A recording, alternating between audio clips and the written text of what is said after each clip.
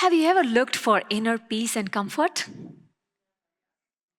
Well, I still remember my journey to finding peace in the most unexpected way. It was a beautiful day and the weather was fantastic. I stood facing a large sized bull, over 6 feet tall, weighing about 500 pounds, attempting to charge towards me.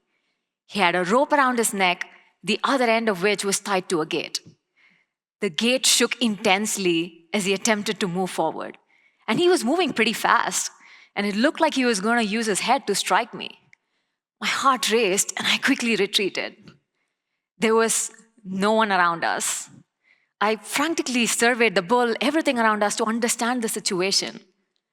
It was then that I realized that one of his hind legs wasn't functioning. So I thought to myself, Preethi, maybe he isn't attacking you. He's limping. Perhaps he's in pain, and you may want to do something to help him. How? I picked up courage and slowly stepped forward until I was standing close enough to reach out and touch him. I extended my hand to gently touch his head.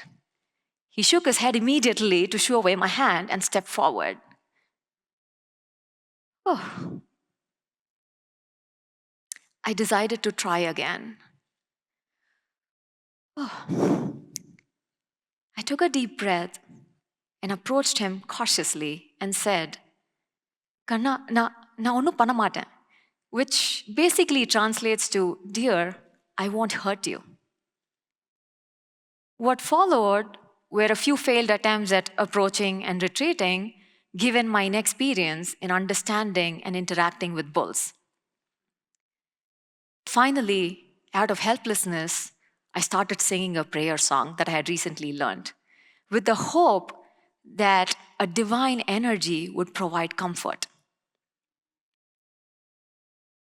Guru Vayur Pura Shri Hari Krishna Narayana Gopal.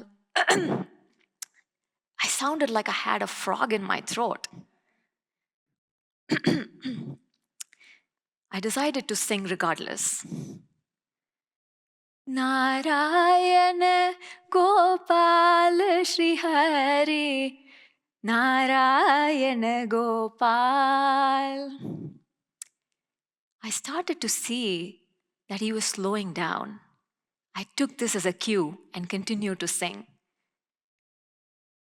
After a few seconds of singing, he completely stopped and lowered his head. I took it as a signal to touch him. I slowly inched closer to him and started to gently stroke the back of his neck as I continued to sing. I was struggling to recollect the lyrics to the song, by the way. A few seconds passed, and then the song concluded. Silence fell. He raised his head. I knew he was much calmer, and I felt calm too, but I saw a few tears trickling down his eyes. I later learned that this bull's name is Gopal, and that his physical condition causes him to experience pain and anxiety. Just a few years before this interaction with Gopal, I had experienced a painful heartbreak, which led me to physical, mental, and spiritual suffering. All of this led me to feeling depleted, emotionally empty, and unable to enjoy anything in life, even though no one at home or work could guess. Something had to change. Then, as if orchestrated by the divine, I stumbled upon a few videos that discussed God's love for cows.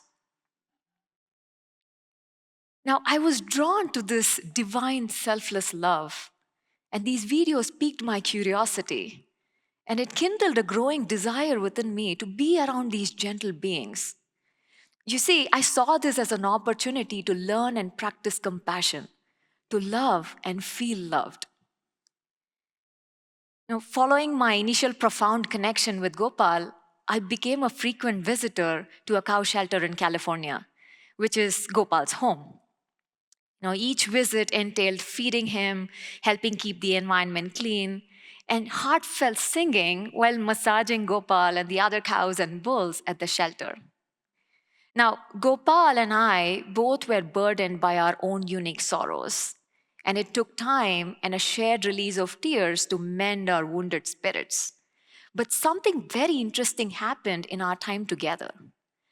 In a matter of few weeks, I started to recognize that he knew I was around him. As if he were waiting for me to turn up at the shelter all day, he would limp his way to me as I entered the shelter, ready to spend time with me. I also observed that he started to act more slowly and gently around me. And personally, I also started to experience a positive transformation within myself. Consistently experiencing Gopal's love and watching him chew his cud in contentment really influenced me to switch how I perceived life. And after every visit, I came home feeling energized and grateful for having had the opportunity to comfort Gopal and the other bovine beings at the shelter. And this feeling trickled into experiencing gratitude for everything that life had offered. Now, all of this was fascinating to me, right? So I asked this question, what led to this positive transformation? After several hours of research, talking to people, volunteering at cow shelters and sanctuaries across the globe, I came upon some amazing insights. It turns out that interacting with a cow or a bull reduces anxiety, both for the human and the animal, causing everyone to feel relaxed, provided this is done in a calm, farm-like setting. Also, there is a positive outcome to volunteering, which is improved mental well-being. In fact, there is scientific research that suggests that by consistently and repetitively volunteering, one can feel less depressed because it causes people to feel more important and valued. It's been 3 years since I met Gopal, and he has accepted me for who I am, just as how I have accepted him. And we've built a deep trust in each other. It's interesting that within a few days of interacting with him, I was able to understand that he knew I was hurting every time I looked into his eyes. His golden silence helped me feel more accepted. In fact, on days that I had no energy or I felt overwhelmed, he would actually just sit or stand beside me and do nothing. The relaxing sound from his breath helped me calm down. And I also began to understand and respect his needs. Like times when he wanted to be by himself and how and when he wanted to play or eat. Surprisingly, when I was dedicating time to comfort him, my bovine buddy was actually teaching me to see life from a whole new perspective. One filled with selfless love and service, which in turn fueled feelings of happiness, contentment, and gratitude. Now, I soon found myself filling up my gratitude journal with so many things that were hidden from me completely, right before I met Gopal. And I'm actually not alone in befriending bovine beings. I came across so many people who had similar encounters as I traveled the world, so much so that I even decided to write a book about it.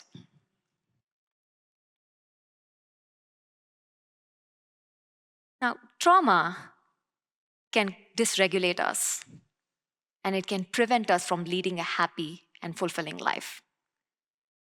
In those times, when we lean into selflessly loving and befriending bovine beings, we can actually invite more happiness and peace into our lives. Now, I can imagine some of you thinking, well, how is this different from me loving and taking care of my pet? So, there is no doubt that all animals bring something very special to this world. However, cows and bulls have added characteristics such as being empathic and nurturing. They also happen to be large-sized mammals. Their warmer body temperature and lower heart rate actually contribute to a massive calming effect. And most importantly, when we consistently make an effort to put ourselves in a different setting for the welfare and the comfort of another being who is not living with us, we are committing to selflessly give our time and energy. And this is really powerful because true happiness comes from selflessly giving. Cows and bulls, in their simple and content personalities, can actually teach us to perceive our life in a completely different way. One of my Instagram followers said this to me. When I watch your reels where you're in action interacting with a cow, I feel inspired to visit a shelter myself so I can experience this divine love. And it blew my mind. I invite you to find a shelter or a sanctuary near you and intentionally put time on your calendar so you can consistently volunteer and build these sacred friendships, feel greater peace, and fill up the gratitude journal just like how I did. As for Gopal and I, we are less burdened than we were when we met 3 years ago, and we remain a work in progress. And that we both understand is perfectly all right. Thank you.